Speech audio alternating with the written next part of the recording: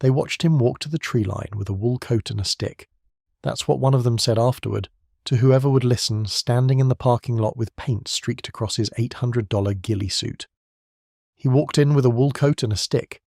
He said it the way people say things that refuse to make sense no matter how many times you say them out loud. The old man had taken approximately 40 seconds to prepare. Creek mud on the face, creek mud on the hands, collar up, cap down, and then he had stepped into the woods and ceased to exist. For the next 40 minutes, 7 members of the Tri-State Phantom Squad, average age 24, with $17,000 of combined camouflage equipment between them, could not find him. He found them. If you believe that experience is a kind of equipment that money can't buy, type ghost in the comments. His name was Calvin Elliott Pruitt, and he was 76 years old, and he had not been in the woods for anything resembling tactical purposes since 1968, which was either 56 years ago or approximately yesterday, depending on which part of his brain you consulted. The part that ran his daily life, that drove his truck to the hardware store in Morgantown, West Virginia, that watched westerns on Thursday evenings, that called his granddaughter Becca on Sundays and listened to her talk about college with genuine interest. That part agreed that 1968 was a long time ago, and that his right hip said so every morning, and that the wool field coat he still kept in the hall closet was a memento rather than equipment. The other part, the part that had been formed in the jungles of the Central Highlands of Vietnam during some of the most concentrated small unit combat of the 20th century, the part that had run long-range reconnaissance patrols behind enemy lines for 14 months with a team of 5 men who were, as far as Calvin Pruitt was concerned, the finest soldiers who had ever breathed. That part had never been on a schedule, and had never entirely agreed to retirement. He was a lean man, not tall, with a face that had the particular quality of faces that have spent a great deal of time making themselves unreadable, and have permanently succeeded. Grey at the temples and gone fully silver everywhere else, with brown eyes that moved through a space the way a surveyor's instrument moves, methodically, horizontally, measuring distances rather than admiring them. He walked with a slight forward lean that had nothing to do with age and everything to do with habit. The unconscious forward-weighted stance of a man who spent the formative years of his body's training moving through dense vegetation in absolute silence, where the weight on the heels announced you and the weight on the balls of the feet kept you alive. His hands were the most honest part of him. Large, scarred along the knuckles, the right index finger missing the tip to the first joint, a detail he neither explained nor concealed. He had been invited to the charity paintball event by his friend Gerald Oakes, who had served in the same general period and who had organised the veterans team as a fundraiser for a veterans transition programme out of Morgantown. Calvin had said no 3 times and yes once, which was his general ratio on social events, and had brought his field coat from the closet and shaken it out and put it in the truck. He had not brought paintball equipment. What nobody at the event, not the organisers, not Gerald, and certainly not the 17 young men of the Tri-State Phantom Squad, could have known was that the field coat in the truck was not a memento. It never had been. And what was about to happen in the woods behind the Harmon County Outdoor Recreation Area would still be discussed, with increasing elaboration, at every regional paintball event for the next 4 years. The Harmon County Outdoor Recreation Area occupied 230 acres of mixed hardwood forest in the hills east of Morgantown, the kind of terrain that looks, from the road, like simply a lot of trees, and becomes, when you step into it, a specific and demanding environment with its own logic and vocabulary. Hollows and ridgelines, creek drainages cutting through the lower ground, dense understory of rhododendron and laurel that reduces visibility to 15 feet in places, open hardwood corridors on the upper slopes where the light comes through at angles, and the ground cover goes from thick to sparse in the space of 20 yards. It was, in the assessment of anyone who had spent time moving through contested terrain, excellent ground. The charity event had been organised by a non-profit called Bridgeback, which ran financial and employment transition programs for post-service veterans, and had drawn corporate sponsors, local media, and approximately 60 attendees as spectators for what the program described as a friendly competition between the Tri-State Phantom Squad, a semi-professional competitive paintball team with a regional following, and a veterans group assembled from the Morgantown VFW chapter and 2 nearby American Legion posts. The format was straightforward, a 3-hour scenario match across the back 40 acres of the property, with a flag objective at each end, an unlimited respawn for the first 2 hours and elimination only for the final hour. The veterans team had 14 players. Their ages range from 31, a recent National Guard veteran named Marco Tenaglia, who had deployed to Afghanistan twice and who had brought serious equipment, to 76, which was Calvin Pruitt, who had brought a field coat. The Phantom squad had 17 players. Their average age was 24. Their equipment budget, collectively, was not the kind of number that people in their mid-20s should be spending on paintball, but they had sponsors, which made the number someone else's problem and their problem to justify. They had spent 6 months preparing for this specific event. They had trained twice weekly in similar woodland terrain. Their squad leader, a 27-year-old named Tyler Marsh, had been playing competitive paintball for 9 years, had placed in the top 5 at 3 regional tournaments, and had written a tactics post on a paintball forum that had been shared 4,000 times and that he was privately quite proud of. Tyler Marsh was not a bad person. He was a prepared person, and preparation had given him a confidence that had never yet been tested in the specific way that this afternoon was going to test it. He was about to walk into the woods with $17,000 of equipment and the unexamined certainty that certainty, by itself, was preparation. What was already in those woods, already moving, already reading the light and the wind and the specific grammar of the terrain, was something that no amount of equipment spending had accounted for. The equipment reveal happened in the parking area at 9:15, which was 45 minutes before the match was scheduled to start, and it was the kind of reveal that was designed to be a reveal. The Phantom squad arrived in 2 matching trucks, unloaded in coordinated fashion, and assembled in a line with the specific theatricality of people who have practiced the impression they intend to make. The ghillie suits were the centerpiece, custom-built digital pattern woodland camouflage over a base of nylon mesh with hand-tied natural fibre extensions at the shoulders and hood, designed to break the human silhouette and blend the wearer into the texture of the surrounding vegetation, rather than simply matching its colour. They were serious equipment, objectively. In competitive paintball, they were state-of-the-art. They had cost the squad an average of $800 per suit, with the team leader's suit running closer to $1,200, and they wore them with the pride of people who have spent money as a form of commitment. The veterans group was already assembled on the far side of the parking area. Most of them had brought paintball-appropriate gear, face masks, marker guns rented from the facility or borrowed from the organisers, some in military surplus clothing. Marco Tenaglia had his own kit, which was sensible and functional.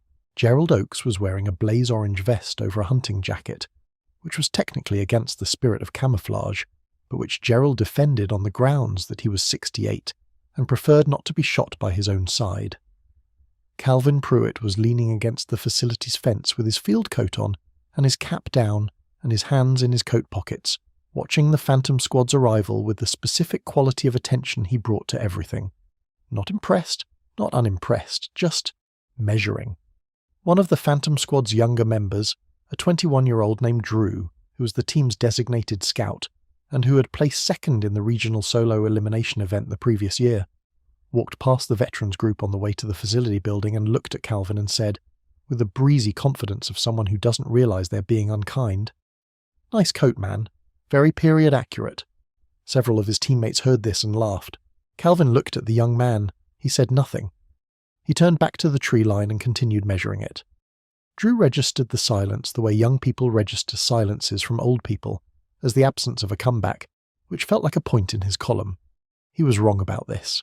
He would understand in about 3 hours exactly how wrong he was, but by that point he would have been eliminated from the field twice and would be sitting at the edge of the spectator area reviewing what had happened with the specific expression of a man reconstructing a disaster one piece at a time.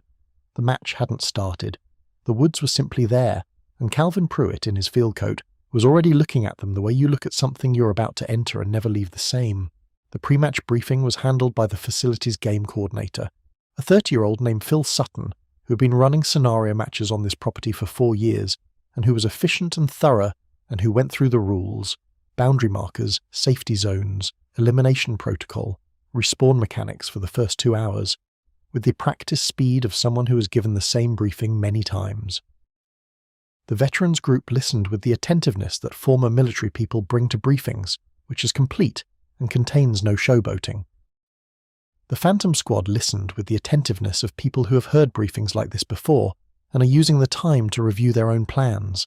Tyler Marsh had a laminated hand-drawn map of the 40-acre match area, which he'd made from satellite imagery in a previous facility visit, and he was doing final whispered revisions with his co-captain, a 25-year-old named Brent Kohler, who was the squad's tactics officer and who had prepared a 3-phase advance plan for taking and holding the Veterans Flag objective. It was a good plan. It had contingencies. It accounted for the terrain, the likely positioning of the opposing team, the optimal use of the ghillie suits for approach cover. It did not account for Calvin Pruitt, because nothing Tyler Marsh had planned for had ever required him to account for something like Calvin Pruitt, and the gap between what the plan accounted for and what was actually about to enter those woods was the gap between 9 years of competitive paintball experience and 57 years of knowledge that had begun in a place where the consequence of being seen was not losing a game. Gerald Oakes moved alongside Calvin during the briefing and said quietly, "You good?" Calvin said, "I'll need about 10 minutes in the creek drainage before the start." Gerald looked at him. He had known Calvin Pruitt for 22 years, and he understood that this sentence meant something specific that he probably shouldn't ask about, but which he was absolutely going to watch. "I'll cover you with Sutton," Gerald said. Calvin nodded. He was still looking at the tree line. He was looking at the specific point where the parking area gave way to the first 20 yards of open ground before the vegetation thickened, looking at the light in it, the shadow distribution, the places where the understory created channels and the places where it created walls. He was looking the way you look when you're not just seeing but building, constructing in your mind a 3-dimensional map of what the next several hours will require. The other veterans nearby were adjusting their gear, checking markers, talking among themselves. Marco Tenalia had offered to share his backup vest with anyone who needed it. Most of them were treating this as what it was presented to be: a charity event, a fun afternoon, a chance to support a good cause and give the young guns a run for their money. What they were treating it as, and what it was for Calvin Pruitt, were not the same thing. And not one person in that parking lot, not Tyler Marsh, not Phil Sutton, not even Gerald Oakes, who knew Calvin as well as anyone alive, understood yet what the next 40 minutes were actually going to contain.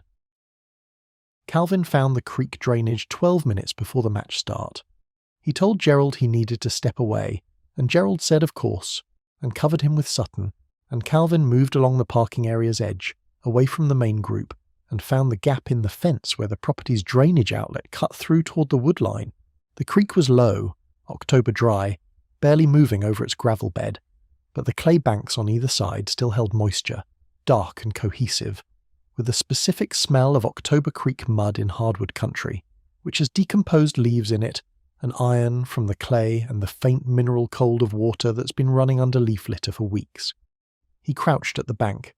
His right hip registered its familiar objection to crouching, which he noted and set aside with the practice of a man who's been noting and setting aside that particular objection for 6 years without allowing it to determine outcomes. He worked systematically, face first, forehead, cheeks, jaw, neck, the back of his hands, the exposed skin of his wrists. Not smearing randomly, but applying with the specific intentionality of someone who understands what camouflage is actually doing, which is not making you invisible but breaking up the specific visual signature of a human being in a natural environment. The human face is a problem in the woods, not because it's bright but because of its shape, the symmetrical oval, the particular contrast patterns around the eyes and mouth, the way light catches the forehead and the nose at angles that don't occur naturally. The mud addressed the contrast. The wool coat addressed the silhouette, the forward-weighted stance and the movement patterns that his body had never forgotten would address the rest. He took a handful of creek-bottom gravel and rubbed it through his hands, working it into the skin creases, dulling the residual shine. He stood. He looked at the tree line. He had been looking at this tree line for 27 minutes, and he now knew, with the quiet certainty of accumulated pattern recognition, where he was going to go when the horn sounded. He knew the first position. He knew the second. He knew the corridor between them that the Phantom Squad's approach route, which he had read from the way their co-captain had been studying his laminated map, would almost certainly cross. He did not know if this would work. He had not operated in the field in 56 years, and he had a bad hip and a paintball marker that he'd picked up from the rental rack without strong feelings about it. But the woods were the woods, the light was the light, and the fundamental grammar of moving through contested terrain undetected had not changed since 1965, and would not change as long as terrain had features, and light had angles, and men had the habit of looking at the obvious places first. The horn sounded. He stepped into the trees. He did not look back. He was gone in 11 seconds. Not dramatically. Not running. Not diving into brush. Not doing anything that would have been visible from the parking area in the way of action. He simply walked into the tree line at a specific angle, at a specific pace, and the woods took him. Phil Sutton was watching from the facility building's rear deck, and later said he'd been looking directly at the area when it happened, and wasn't sure when exactly the old man had stopped being visible. It wasn't like he hid, Sutton said. It was more like he stopped being there. This was, in the technical vocabulary of long-range reconnaissance, accurate. Concealment is not achieved by covering yourself with something. It is achieved by understanding how vision works in a given environment, and then placing yourself in the gaps of it. The tree line had gaps. The understory had channels of deep shadow in the hollows where the rhododendron grew thickest. The light was coming from the south-southwest at 32 degrees above the horizon, which Calvin had calculated while standing in the parking lot. The Phantom Squad's advance route, read from their co-captain's body language and map consultation, and the known positions of the two flag objectives, would take them through the open hardwood corridor on the upper slope. That corridor was where you went if your priority was speed and your confidence was in your equipment. Calvin's priority was not speed. His first position was 40 yards into the tree line, in a shallow depression on the upslope side of a laurel thicket where a fallen white oak had come down in the last year or two and left a 6-foot gap in the canopy above a ground-level tangle of root mass and leaf debris. In 1966 he would have called this a natural hide. He settled into it in the way that his body remembered settling into hides, not arranging himself exactly, but achieving a relationship with the ground that minimized his profile and maximized his visual field.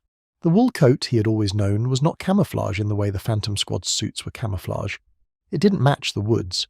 It belonged to the woods the way weathered wood belongs to a forest floor, not by colour, but by texture, by the absence of the specific synthetic sheen that modern materials carry even when you can't consciously identify it. His face, mud-covered, ceased to be a face in the dappled light of the hollow. He was still. He was extraordinarily still in the way that is not the stillness of someone trying to be still, but the stillness of someone who has nothing to prove about stillness. 3 minutes after he settled, a red squirrel came down the white oak's upturned root mass and sat 6 inches from his left shoulder. It looked around. It did not look at him. He didn't move. He heard the Phantom Squad entering the woods 200 yards to the north, which he knew because expensive ghillie suits make no difference to the sound of boots in October leaf litter. An October leaf litter in Monongahela County, West Virginia is not forgiving. Drew was the first. Drew, the 21-year-old who had made the comment about the field coat, was the Phantom Squad's designated advance scout, and he was moving through the understory approximately 60 yards ahead of the main squad body, with the careful professionalism of a competitive paintball scout who has placed second in the regional solo elimination event and knows what he's doing in the woods. He was good. In 9 years of competitive paintball, including regional play against genuinely skilled opposition, he had never been eliminated by an opponent he didn't see. He moved in the crouch walk of paintball tactical movement, mask down, marker up, scanning. He was scanning the areas that players hide in competitive paintball, the behind-the-tree positions, the prone positions in open areas, the elevated positions on ridge crests. He was not, and could not have been, scanning for what was actually in the woods with him, because what was actually in the woods with him was not in a position. It was in the terrain. He passed the White Oak Depression at 11 feet. He was looking up the slope. He did not look down.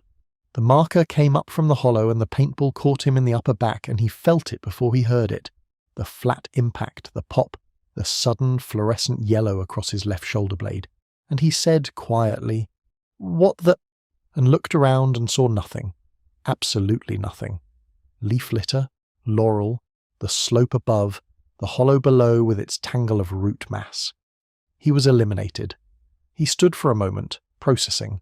The shot had come from roughly 5 o'clock low. He looked at the root mass. He looked at it for a full 4 seconds. He was looking directly at Calvin Pruitt. He saw nothing. He pressed his elimination tag and walked toward the respawn point with the experience of someone who has been eliminated cleanly before and knows how to take it, and without the experience that would have allowed him to understand what had just happened, which he was going to need considerably more time to develop. In the hollow, Calvin was already moving. Not rushing, moving with the patient efficiency of a man who has places to be and knows that urgency is the enemy of concealment. He moved upslope along the drainage crease, staying below the ridgeline, putting the laurel between himself and the corridor above. His hip complained. He noted it. He set it aside. The woods were saying the same things they had always said, in the same language he had learned to read when he was 19 years old in Pleiku province, and the language had not changed, and he had not forgotten it, and there were 11 players on the Phantom squad left in the field, and he had a clear picture of where 4 of them were. He settled into his second position against the base of a standing dead chestnut oak on the downslope side of the main approach corridor, where the shadow from the tree's crown created a dark band at ground level that ran east-west for about 20 feet. He pulled his coat collar up. He put his chin down.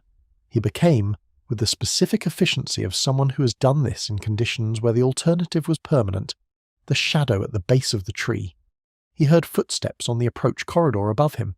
He waited with the patience of a man for whom patience is not a virtue but a tool, and for whom tools are sharpened to the specific edge the work requires, and no further. 2 more came down the corridor together, Tyler Marsh himself and his co-captain Brent Kohler, moving in the paired advance pattern they had trained for, covering each other's sectors, masks down, markers up, ghillie suits doing exactly what they were designed to do in open woodland. They were good. The suits were excellent. In the light and at the distances of competitive paintball, the ghillie suits broke their silhouettes effectively, and if you were looking for 2 people in the corridor, you would have to look hard to find them. Calvin was not looking for 2 people in the corridor. He was watching the corridor from a position that the corridor did not include him in, from 22 feet below its edge, in the dark band of shadow under the dead chestnut oak, with the understanding that the shot window would be approximately 4 seconds as they passed his position's sight line. He let Tyler pass. He took Brent with the first shot, centre mass, left chest, a clean elimination. Tyler spun and brought his marker around and scanned and saw nothing. He was 3 seconds from Calvin's position. He scanned for 12 seconds, marker up, covering every obvious angle and saw nothing, and pressed his radio and said, "Collars down, unknown contact, corridor position, sector 4, and continued his advance. He was not shaken. He was a professional in the context of this game, and professionals don't break from contact. He continued up the corridor. He passed Calvin's position. He was 4 feet away. He did not look at the shadow band. He continued north. He was going to come back through this corridor in approximately 20 minutes, and Calvin would not be here when he did, but that was future information. Tyler Marsh, moving north in his $1,200 ghillie suit, with his co-captain eliminated behind him, and the contact unlocated, had just walked 4 feet from a man he was trying to find and had not found him. He would think about this for a long time. He was going to think about it right now, starting in about 6 minutes, when the next elimination happened, and then the one after that, and then the one after that, and the growing disorienting picture that was assembling itself in his mind of what exactly was in these woods with him would become, by the end of the match, one of the most instructive experiences of his life. Whether he understood it that way yet was a different question. He didn't, but he would. 4 more went down in the next 18 minutes. Calvin worked the terrain the way he had learned to work terrain, not by being invisible, but by using the relationship between position and movement and light, so that he was never where the eye went first, always where the eye had already passed. He moved between contacts, using the drainage channels and the shadow bands and the specific routes through the rhododendron that the terrain provided to men who understood it and denied to men who were moving too fast to read it. The 4th elimination was a 23-year-old named Kyle, who was crossing the lower drainage and looked left and right and up and never down. And down was where Calvin was, in the creek bed itself, face against the clay bank, marker resting on a root, waiting for the stepping stone moment when Kyle's attention was on his footing rather than his sector. Kyle felt the impact on his right shin and said, "Oh, come on," with the specific frustration of a person who's been eliminated cleanly and knows it and hates it, and looked around and saw a creek bed. He walked to the respawn point. He sat. He looked back at the creek bed from the respawn area for a long time. He was sitting next to Drew, who had been respawned and eliminated twice more in the last 20 minutes from positions he still hadn't identified, and they looked at each other and didn't have a word for what they were experiencing. Tyler Marsh, moving on the upper slope, had been calling contacts on his radio and getting back a consistent answer, which was, "I didn't see anything. 4 contacts, 4 eliminations, 4 I didn't see anything reports." The picture in his mind was assembling itself with the slow clarity of something very wrong. He had been playing competitive paintball for 9 years. He had been in the woods on this property before. He had a plan, and the training and the equipment, and none of it was doing what it was supposed to do, and the failure was not tactical. His players were doing their positions correctly, and it was not equipment. The suits were performing. And so the failure was something else, something that did not have a name in his training or his experience, something that lived in the gap between what he thought the woods contained and what the woods actually contained. He pressed his radio. "All units, go static, hold position, do not advance." He held in the corridor and looked at the tree line and listened. The woods were quiet. Not the performed quiet of someone trying to be quiet, just the actual quiet of the terrain at rest. Somewhere in that terrain was something that had eliminated 5 of his players from positions none of them had identified, and that had not, as far as he could determine from the contacts and positions reported, used anything resembling a conventional tactical approach. It had used the woods. It had used the woods the way the woods didn't know they were being used, which was something Tyler Marsh understood, in this moment, was a different skill from anything he had ever encountered, and he was beginning to understand that the equipment differential he had assumed going into this match had been, from the beginning, running in exactly the wrong direction. Eliminations 6 and 7 came at minute 37 and minute 41. By minute 37, the Phantom squad had gone to a consolidated defensive position on the upper slope near the ridgeline, the correct tactical response to an unlocated contact with a pattern of flank attacks, and was sitting in a close perimeter with good sight lines in 3 directions and the ridge at their backs. It was a sound position.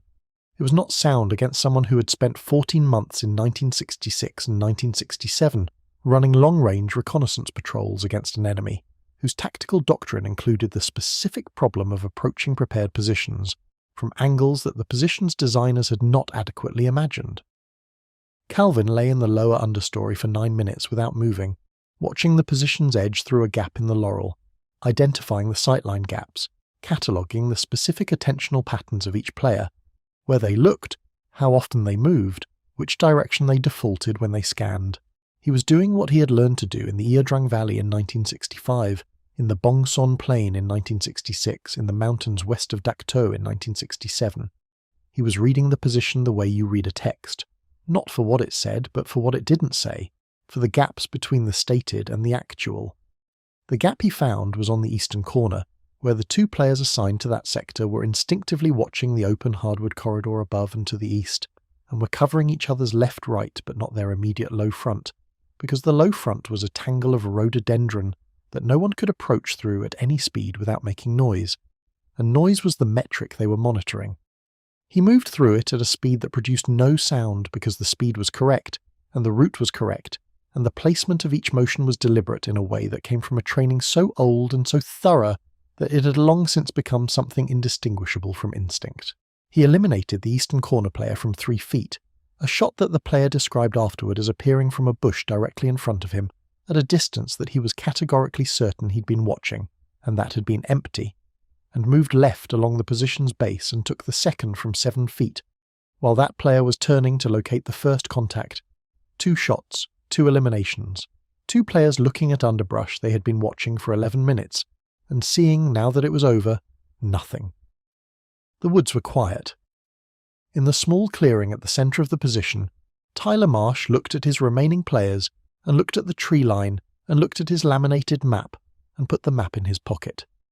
He had 5 players left. The last 20 minutes had produced 7 eliminations from 7 unlocated contacts. He had a plan, and it had been designed for a game. What was in these woods with him was not playing a game. It was doing something older and more serious and more complete. And Tyler Marsh, 9 years into a competitive career that he was genuinely proud of, was standing in the middle of it with expensive equipment and no framework, and the slow, cold recognition that the framework he needed was not available for purchase and had not been available for the last 56 years. The horn sounded at the 40-minute mark, signalling the transition to the elimination-only final hour. Phil Sutton announced the score over the facility's intercom, Veterans team leading, 9 eliminations to 2, the 2 coming from a flanking action by Marco Tenaglia in the first 20 minutes, who had been playing his own game on the far side of the property. The Phantom Squad's remaining 5 gathered at their respawn point. The 14 eliminated players, all from the Phantom Squad in the final hour, were at the spectator area. Drew was there, and Kyle and Brent Kohler and the 9 others, and they were doing what people do after something they don't understand. Talking through it, comparing notes, constructing a post-facto map of something that had not made sense while it was happening and was not making much more sense now.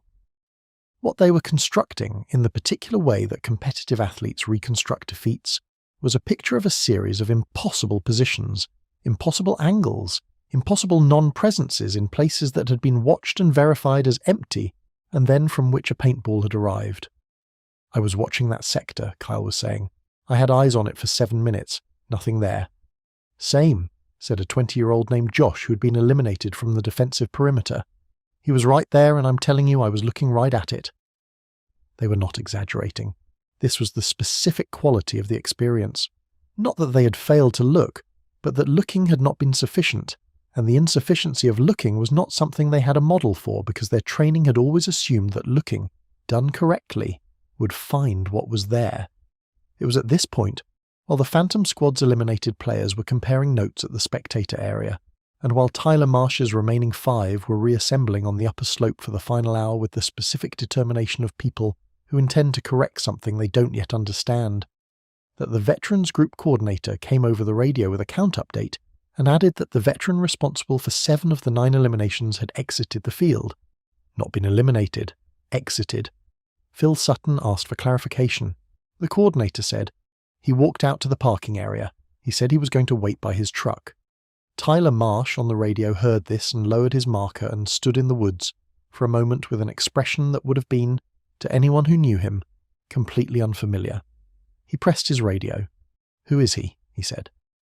What he heard back, what the coordinator said, reading from the veterans team roster, would take another hour and a long conversation to fully land, but it landed enough, in that first moment in the woods, to explain something he had been unable to explain for the last 40 minutes.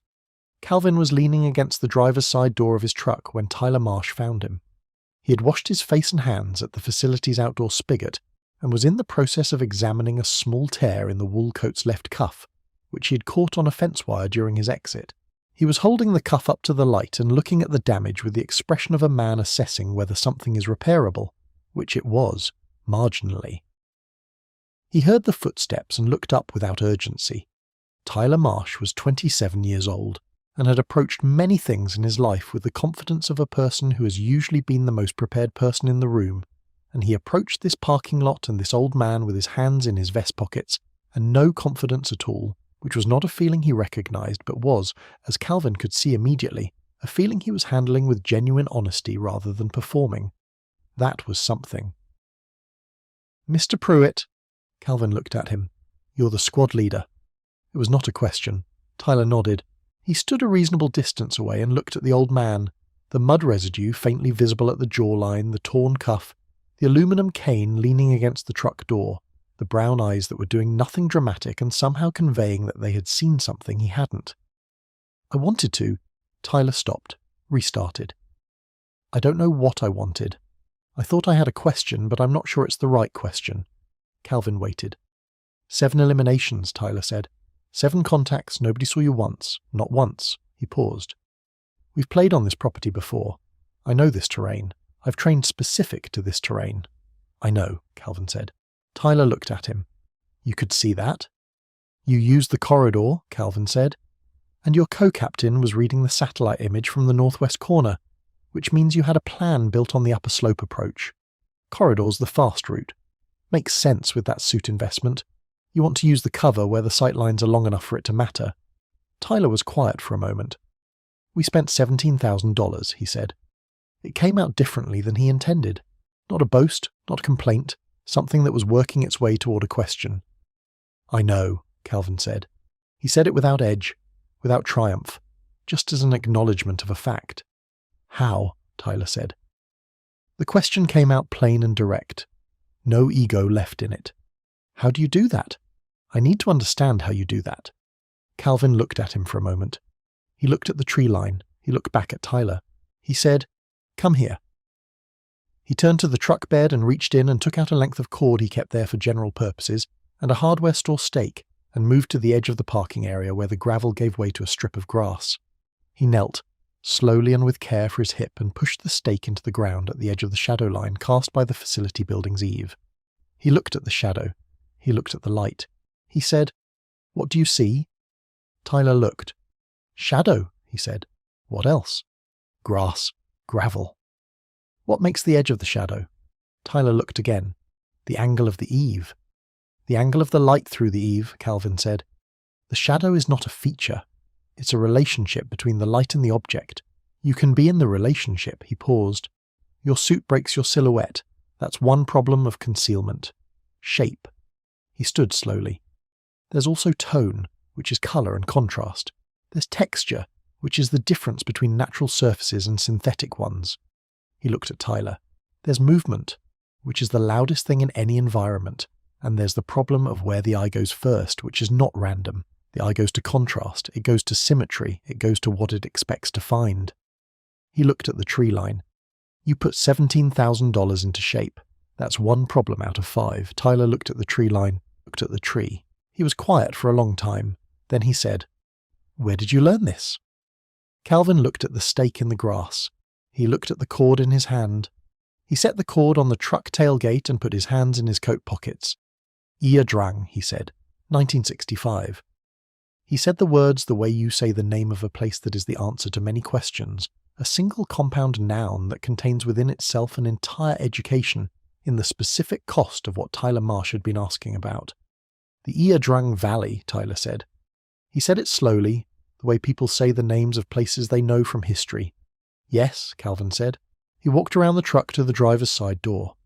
"I'll tell you this," he said, with his hand on the handle. "None of my team knew what you know. I won't pretend that's not real. You've got real skills." He looked at Tyler with the level evenness of a man who means what he says.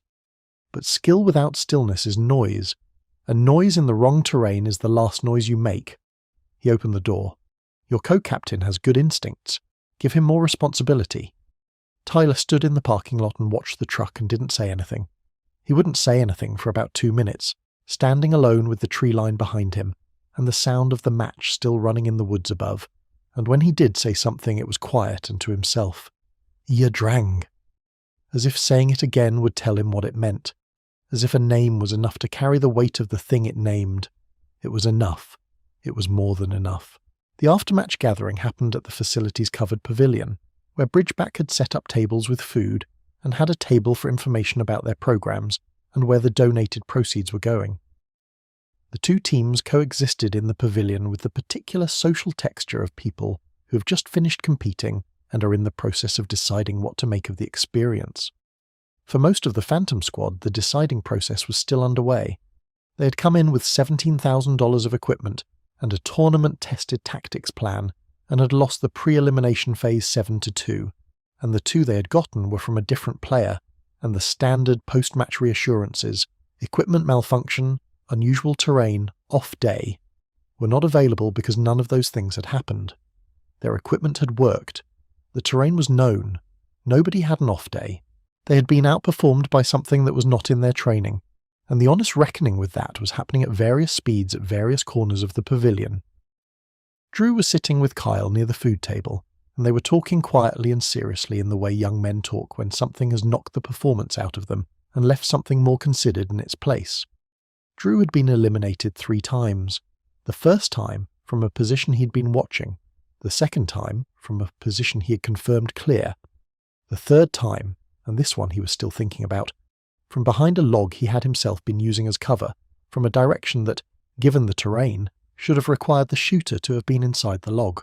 He was past the point of trying to construct an explanation, and was at the point of simply acknowledging the fact of the thing and working backwards from it, which was a more useful place to be. He was already there, Drew said to Kyle. Every time? He wasn't moving into position, he was already in it. Kyle nodded. Before the match? Before us. He went in before the match and read where we were going to go.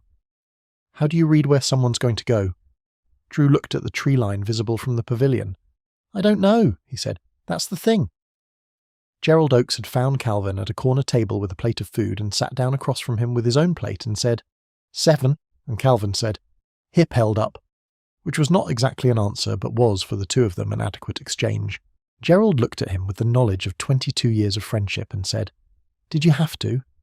Calvin put down his fork and looked at Gerald with an expression that was the closest he came to humour. They spent $17,000 on shape, he said. Someone needed to tell them.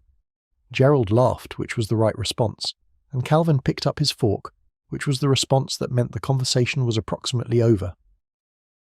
Tyler Marsh came to the table at one point and stood a respectful distance away, and Calvin looked at him and nodded, and Tyler sat down across from Gerald and said, I'd like to learn more about what you were talking about in the parking lot if you're willing.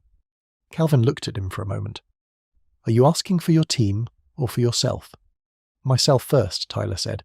Myself first, and then my team, if what I learn is worth passing on. Calvin looked at him for another moment. All right, he said. He went back to his food. Tyler understood this as the answer it was.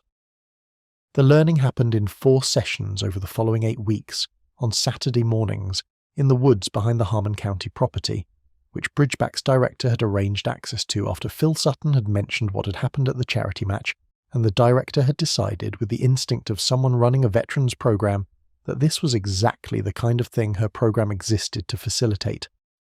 Calvin Pruitt arrived each Saturday at 7:30 in the field coat, and Tyler Marsh arrived each Saturday at 7:15, in increasingly functional rather than decorative clothing, and they began at the edge of the tree line and worked inward. What Calvin taught was not, in the conventional sense, teachable. It was not a curriculum. It was a set of principles that had been derived from an experience that Tyler Marsh would never have and could never fully imagine, and the gap between the principles and their origin was something that Calvin acknowledged plainly in the first session when Tyler asked how long it took to learn this. You'll learn the principles in 4 weeks, Calvin said.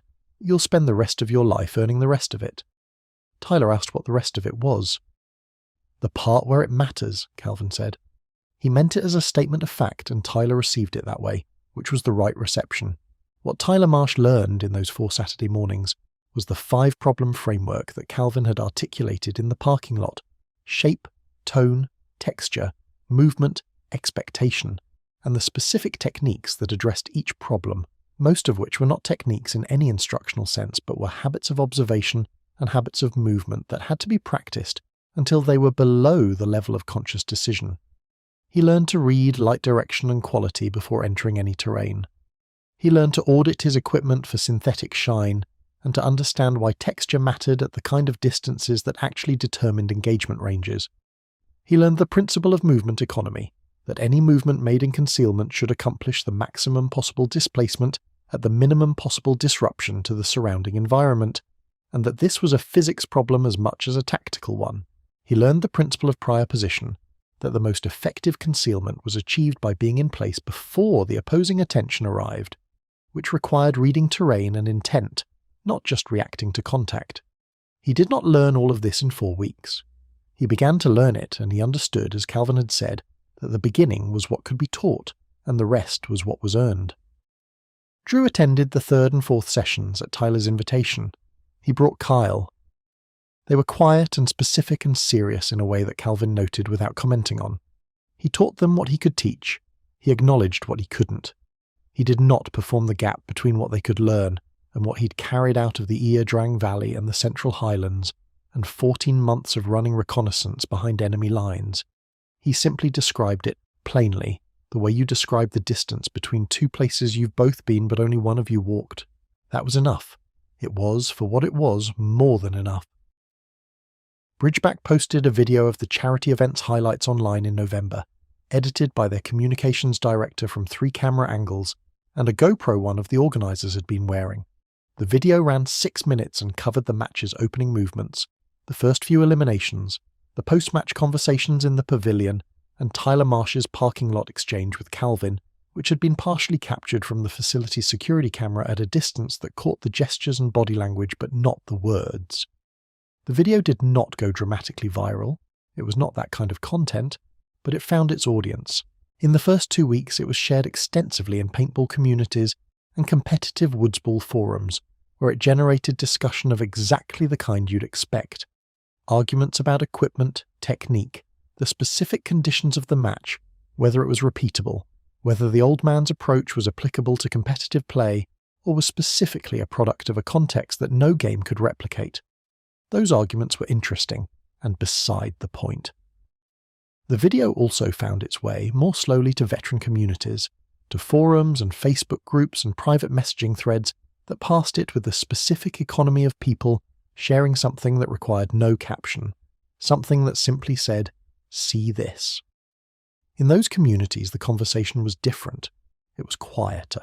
It was about something that the competitive paintball discussion was not about, which was what it meant that a man who had gone into the Drang Valley in 1965 had carried something out of it that was still functional and complete and applicable 59 years later, and what it meant about what that valley had cost and what it had built, and what men who had been there had carried for the rest of their lives without anyone in the parking lot thinking to ask about it until a charity match made the question unavoidable. Calvin Pruitt did not see the video. He did not use the internet in any meaningful way, and had no particular desire to. He heard about it from Gerald, who said the thing had been shared around quite a bit. Calvin said, which was his assessment of this information, and went back to the western he'd been watching. Laura called from Pittsburgh and said she'd seen it, and Calvin said, again, and Laura said, "Dad, there are 20,000 views." Calvin said, "That seems like a lot for a paintball video," and Laura said, "Dad," the way daughters say it, and Calvin said, "I'm watching something," and Laura laughed and let him go back to it. There is a quality to certain kinds of knowledge that money cannot replicate, and this quality has nothing to do with the superiority of the person who holds it. It has to do with the conditions under which the knowledge was made. Equipment is made in factories. Skill is made in application. But what Calvin Pruitt carried into those West Virginia woods on an October Saturday was neither equipment nor skill in the conventional meaning. It was something made in the Drang Valley in 1965, and the Bong Son Plain in 1966, and the mountains west of Dak 2 in 1967, made in conditions where the alternative to knowing it was permanent, and the cost of knowing it was paid in a currency that competitive paintball tournaments do not accept. He would not have said this. He would not have said much about it at all, which was perhaps the most honest thing about him. That what he carried was not performable, not demonstrable in any way that communicated its origin, only in ways that communicated its application, and that its application on a Saturday afternoon in a charity match was, by his own internal accounting, the smallest possible version of what it had once been, and the only version he had any right to be grateful for. The Phantom Squad's Ghillie suits are still excellent equipment. Tyler Marsh still places in regional tournaments. He's better in the woods than he was, and he is better in the specific way that comes from understanding what you don't know, and beginning, with honesty and patience, to learn it. Drew has a notebook. He started it after the second Saturday session, and fills it with the kind of notes that are not techniques but principles, the kind you come back to and understand differently each time. Calvin Pruitt wore his wool field coat to Gerald's house for Thanksgiving, and forgot it on the coat rack, and Gerald called to say he had it, and Calvin said he'd pick it up whenever, and Gerald said it was always there. The coat, examined closely, shows 59 years of use in the way that things show their history when they stop trying to hide it. Repaired along the left cuff, dark at the collar with the particular darkness that comes from decades of contact with wood and bark and creek clay, and the specific red dirt of Southeast Asia that never fully washes out, and that Calvin Pruitt has never tried to remove. It is not a memento. It never was. It is equipment. The distinction matters, and if you have to ask why, you haven't been in the right woods yet. If this story landed with you, if you believe what's carried in a person deserves to be recognised before they're too far from us to ask about it, subscribe to this channel. We tell these stories every week because the men who went into those valleys deserve more than silence, and the things they brought back deserve more than a parking lot punchline. Ring the bell, share this with someone who's never been in the right woods. For Calvin, for every LRRP team that ran the Dark Hills and came home changed, and for the wool coats at the back of the closet that were never really put away.